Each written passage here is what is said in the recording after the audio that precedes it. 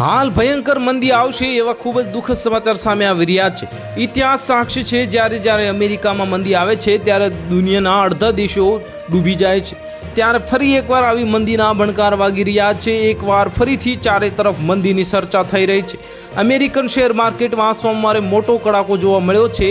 ડાઉ જોન્સ, નાસ્ડેક અને S&P 500માં મોટો ઘટાડો નોંધાયો છે, જ્યારે ફરી એકવાર અમેરિકા પર મંદીના વાદળો મંડરાયા છે।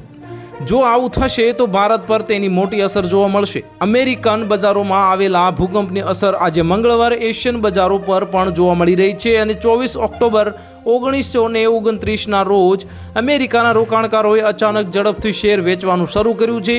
સાંજ સુધીમાં રેકોર્ડ 1.29 કરોડ શેર ખરીદાયા અથવા તો વેચાયા। તે દિવસ બ્લેક ગુરુવાર તરીકે જાણીતો બન્યો। આ ભયંકર મંદીએ પ્રથમ વિશ્વયુદ્ધમાંથી કોઈક રીતે બહાર આવી રહેલી દુનિયાના બીજા વિશ્વયુદ્ધ તરફ ધકેલી દીધી। બેરોજગારી અને મોંઘવારી એટલી વધી ગઈ કે તે સમયે વિશ્વની સૌથી મોટી મંદી બની ગઈ, જેને સમગ્ર વિશ્વને ઘેરી લીધું હતું।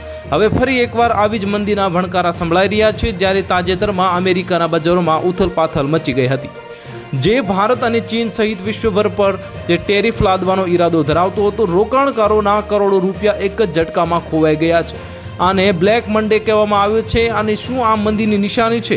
તો અમેરિકન બજારોમાં મોટા ઘટાડા પછી આ પ્રશ્ન વધુ ઘેરો બનાવવા લાગ્યો છે। તો હા, છેલ્લા ટ્રેડિંગ દિવસે યુએસ માર્કેટમાં એટલો બધો હોબાળો થયો કે ડાઉ જોન્સ અને S&P 500 જેવા ઇન્ડેક્સ તૂટી પડ્યા હતા।